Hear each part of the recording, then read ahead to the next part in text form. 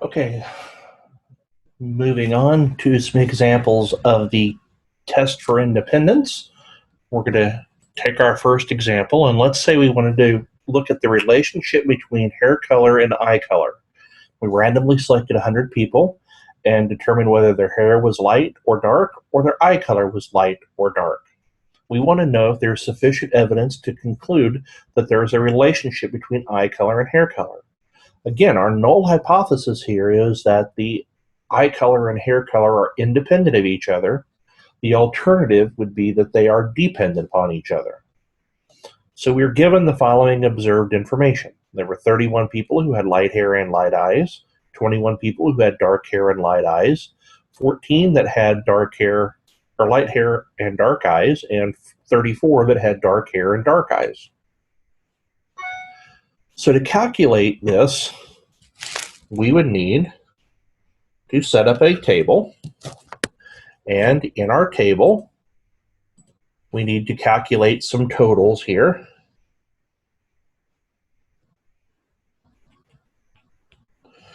And if we do that, we notice that there's 45 here and 55 there, and 52 and 48, giving me 100. We're going to use these totals and the idea that they're independent to help us come up with the expected counts. Light eyes, dark eyes, light hair, and dark hair. And how do we do that? Well, remember, if they are independent, this intersection that we have here between light eyes and light hair will be the same thing as the product of the probabilities of being light-haired with the probability of being light-eyed. So we came up with a way of calculating this by saying we would take the column total times the row total divided by the overall number of observations. So this would give us 23.4. So we would have an expected number of light-haired and light-eyed people of 23.4, or 23.4% of our population is expected to have light eyes and light hair.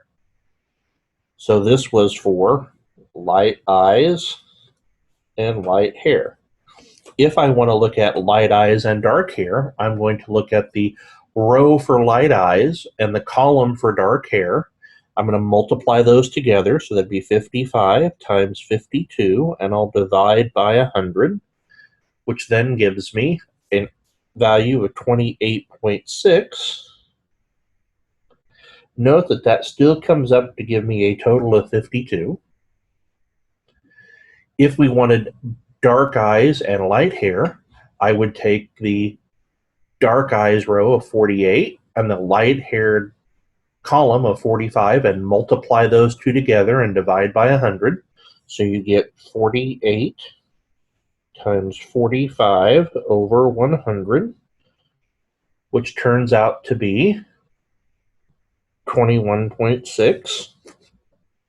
And if we do the same process here of taking the row for dark eyes and dark hair and multiplying those totals together and dividing by the total number of observations, we end up with 26.4 here. Again, this will add to be 48. This column will add to be 55, and that column will add to be 45. So the totals don't change, just the numbers that are inside. And we used, again, that the expected count is row total times column total divided by overall total.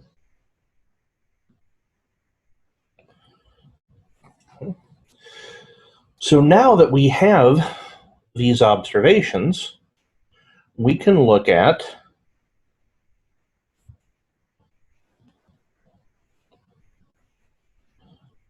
the test statistic light, whoops,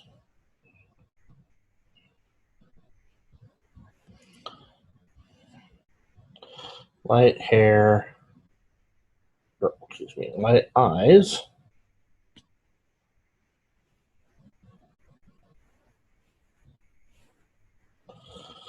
So we have light eyes and dark eyes, and light hair and dark hair. And we're going to take the piece that's going to go in this column is going to be observed minus expected squared over expected. So for this first one, it would be 31 minus 23.4 squared over 23.4. And if I do that calculation, I get 2.468.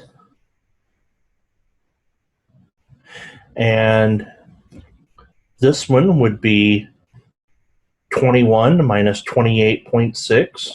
I'll square that value and divide by 28.6. Turns out that that's equal to 2.020. I'll do the same thing for these other two, which is 2.674 and 2.188. If I add those together, I get a total of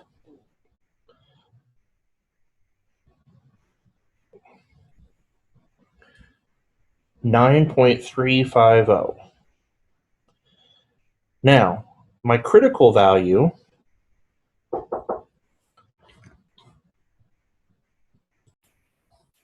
so our test statistic is 9.350. And if we go to our chi-squared table, let's see, we can find a critical value. But how do we find our critical value? We need to know the degrees of freedom are here. This has 2 columns and 2 rows. So my degrees of freedom, remember, is R minus 1 times C minus 1. So in this case, it's going to be 1, right? There are 2 columns and 2 rows, so it's 2 minus 1 times 2 minus 1, which is 1. So we're going to go to our 1 row, and we will look in the 0.05 column, and we see 3.84. So our critical value is 3.84. Because our test statistic that we have here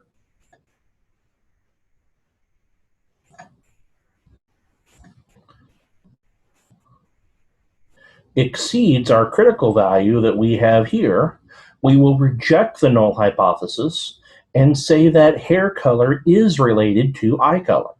These two variables appear to be dependent upon each other. Our second example is a proportion test, which really is just another test for independence, and we follow the exact same process. We want to know the proportion of those who favor an increase in arms spending, and we've done it by party affiliation. So they either Democrat, Republican, or no party affiliation. We're looking at those that are in favor versus not in favor. So we can look at the total proportion that are in favor, and we're hypothesizing that the proportions are all the same. Well, by writing it out in terms of the 2 responses, this is really just 2 variables, one with 3 categories and one with 2 categories. And we can still talk then about whether or not these 2 variables are independent of each other. If they're independent of each other, then there would be, the proportions would all be the same. If they're not independent of each other, if they're dependent, then party affiliation will affect the proportion that are in favor. So we've set up the table like we had before, and we can come up with our totals by each row or each column. And 38 and 24. And then the sum across the rows is 48 and 54, and we end up with 102. So I can again come up with expected. I can look at favor or not in favor, and Democrat, Republican, and none. Again, the expected values are given by taking a column total times a row total over the overall total. So to get the ones that are in favor that are Democrat, assuming independence, I will take 40 times 48 over 102, and that gives me 18.82. For favor and Republican, I would get 38 times 48 over 102, which would give me 17.88. And for favor and none, I would take the favor row, which is 48. I would multiply it by the none column, which is 24, and divide by 102, and that's going to give me a value of 11.29. If I do that for the next row, I get values of 21.18, values of 20.12, and values of 12.71. So those are my expected values. I can then do my test statistic. My test statistic is going to be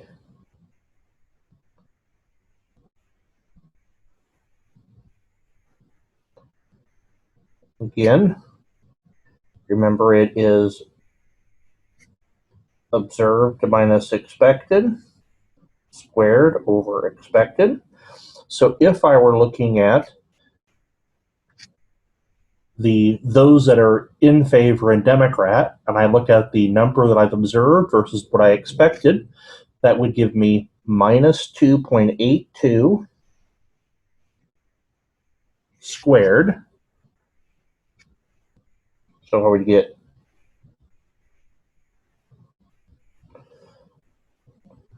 16 minus 18.82 squared over 18.82. If I calculate that, that gives me 0.424. Then I could get the next one of 21 minus 17.88 squared over 17.88, and that will give me 0.544. And I could do then 11 minus 11.29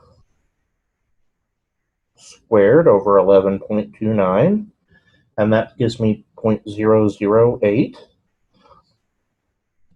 I'm going to write down the next three, see if you can calculate those on your own. We would get 0.376 here, 0.483 here, and 0.007. If I were to add up all of those values, I would get 1.841. So my chi-squared on my test statistic is 1.841.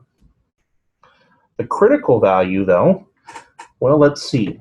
I have 3 columns and 2 rows, so my degrees of freedom would be 2 minus 1 times 3 minus 1, which is 2.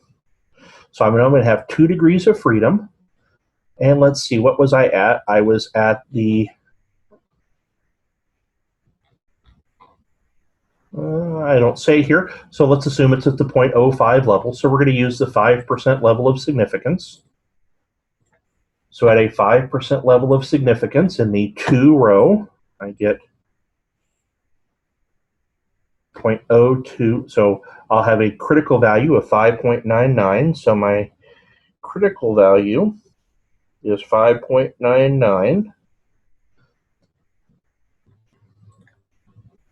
Because my test statistic is less than my critical value, I fail to reject the null hypothesis.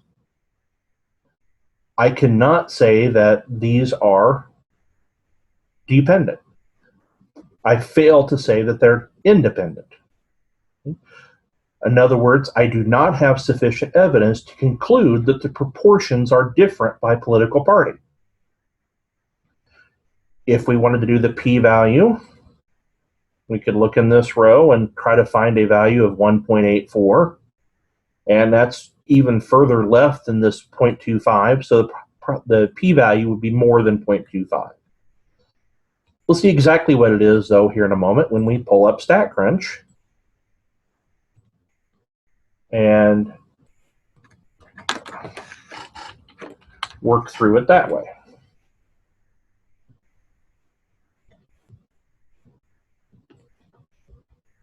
Okay.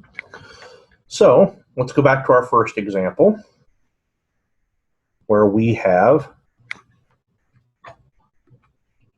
light hair versus,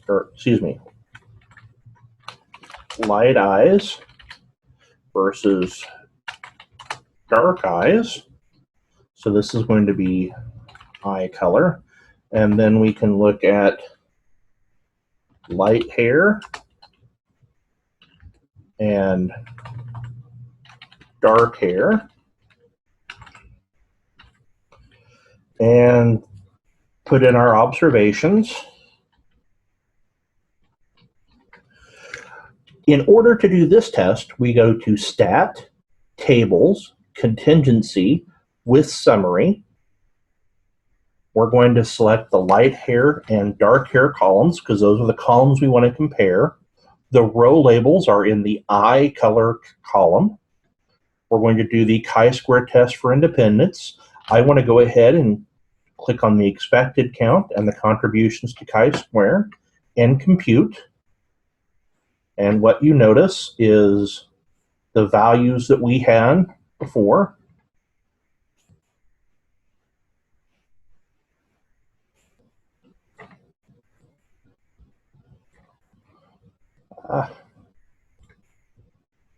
Let's move you over here.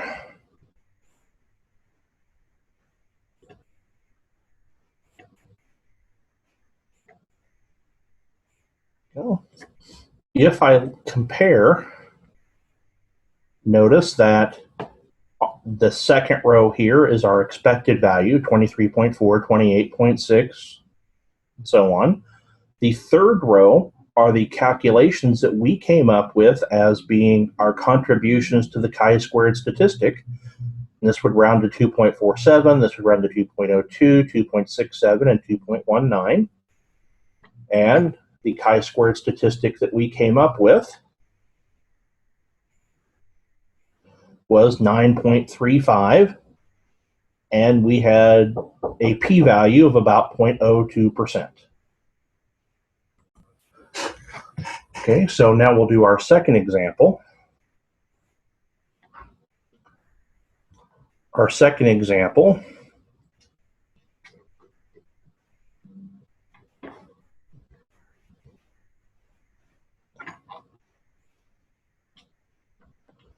was we had opinion and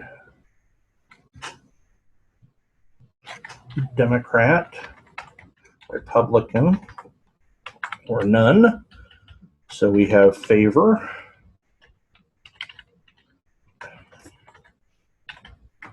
not favor, and we can type in our values then, 16, 24, 21, 17, 11, and 13. We will then go to Stat, Tables, Contingency with Summary. Our row label is going to be an opinion. We're going to compare the party affiliation columns I would like for it to also give me the expected count and contribution to chi-square, and hit compute. And again, we'll notice that we get a p-value here of 0.3983. We get a test statistic of 1.84. And if we compare that to what we had, we can see the expected values that we calculated in this table match up with the second row of this. The values we had with our test statistic match up with this second row here. Again, round these to 2 decimal places and they'll match exactly. They come up with a 1.84. We also came up with a 1.84. It doesn't really look like 1.84, but that's what it is.